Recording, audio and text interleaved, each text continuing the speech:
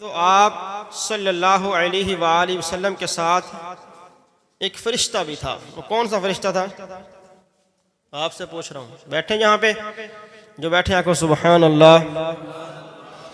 ایک فرشتہ تھا حضرت جبریل امین علیہ السلام۔ آقا علیہ السلام نے معراج کی رات بہت سارے مناظر دیکھے، اللہ نے دکھائے۔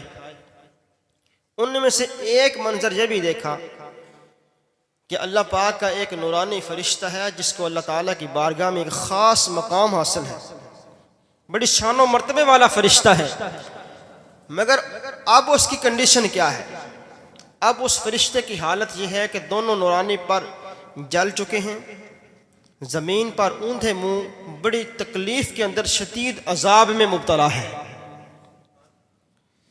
سرکار مدینہ صلی اللہ علیہ وآلہ وسلم نے حضرت جبریل امین علیہ السلام سے پوچھا، جبریل اس فرشتے کو کیا ہوا؟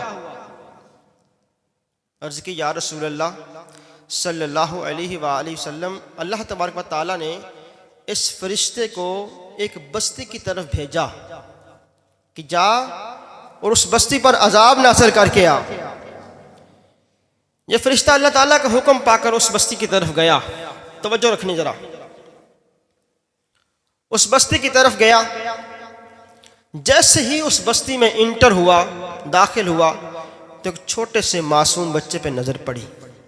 دیکھتے ہی ترس آ گیا کہ چھوٹا سا بچہ، اس کا کوئی گناہ نہیں ہے، جب میں اس بستی کو تباہ کروں گا تو یہ بچہ بھی بے گناہ جو بچہ ہے یہ بھی اس ہلاک ہو جائے گا، تباہ و برباد ہو جائے گا۔ فرشتے کو ترس آیا، فرشتے نے عذاب نازل نہ کیا، واپس آ گیا۔ اللہ پاک کی بارگاہ میں حاضر ہوا، اللہ نے پوچھا فرشتے کیا بنا؟ حالانکہ اللہ تو خوب جانتا ہے، سب کو جانتا ہے۔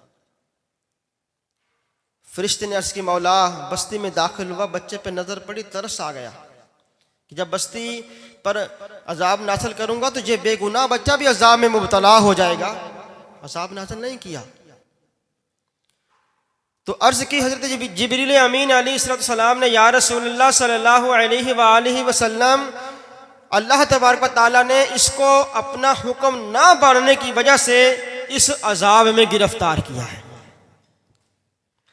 حضور تاجدار انبیاء صلی اللہ علیہ وسلم کو اس فرشتے پر بڑا ترس آیا۔ عرض کی مولا کیا کوئی اس فرشتے کی رہائی کا سبب ہو سکتا ہے؟ جب محبوب نے عرض کی تو اللہ کی رحمت کو جوش آیا۔ اللہ نے فرمایا، اے محبوب اگر یہ فرشتہ تیری ذات پر 10 مرتبہ درود پاک پڑھ دے تو میں اس کو اس مصیبت سے، اس پریشانی آزمائش سے، اس عذاب سے نجات دے دوں گا۔ تو اللہ کے محبوب دانہ غیوب صلی اللہ علیہ وسلم نے اس فرشتے کو خوشخبری سنائی کہ فرشتے اگر تو میری ذات پر 10 مرتبہ درود پاک پڑھے گا تو اللہ تعالیٰ تجھے اس مصیبت سے نجات بھی دے دے گا اور تیرا کھویا ہوا مقام بھی لوٹا دے گا۔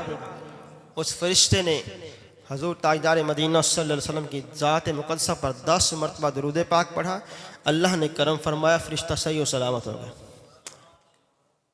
تو پیارے اسلامی بھائی، یہ ہے درود پاک پڑھنے کی فضیلتیں، برکتیں۔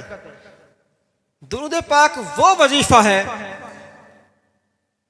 کہ اگر بندہ اس کو پڑھنا شروع کرے، ہر طرح کی آزمائشیں، پریشانیاں، مصیبتیں، ٹینشن اور دیگر آنے والی آفات و بلیات اس وظیفے کی برکت سے دور ہو جاتی ہیں۔ ہمیں بھی چاہیے کہ حضور اکرم نور مجسم شاہ آدم و بنی آدم صلی اللہ علیہ وآلہ وسلم کی ذات مقدسہ پر کثرت سے درود پاک پڑھا کریں، اور ایک لمٹ بندے کو مخصوص کرنی چاہیے کہ میں نے روزانہ اتنا درود پاک پڑھنا ہے، بلکہ ہونا تو یہ چاہیے درود پاک کے لیے بھی کوئی نہ کوئی دن کے اندر وقت مخصوص کر لینا چاہیے کہ اس میں میں نے جسٹ درود پاک ہی پڑھنا، کوئی کام کرنا ہی نہیں ہے۔ اور میں تو یہ بھی کہوں گا کہ بلکہ گھر کے ہر فرد، ہر بچے کو تسبیح لے کے دی ہوئی ہو اور درود پاک کی جو گھر میں اس وقت کے اندر سارے بیٹھ کے درود پڑھیں، اور پھر سب سے پوچھ کے لکھ لیا جائے بھی آج تو نے کتنا پڑھا، تو نے کتنا پڑھا، آپ نے کتنا پڑھا، آخر میں کیلکولیٹ کر کے حضور اکرم صلی اللہ علیہ وسلم کی بارگاہ میں ایصال کر دیا جائے۔ تو یقین کریں اگر یہ ہم کام کرنا شروع کر دیں تو ہمارے گھر میں برکتیں اور رحمتیں نازل ہونا شروع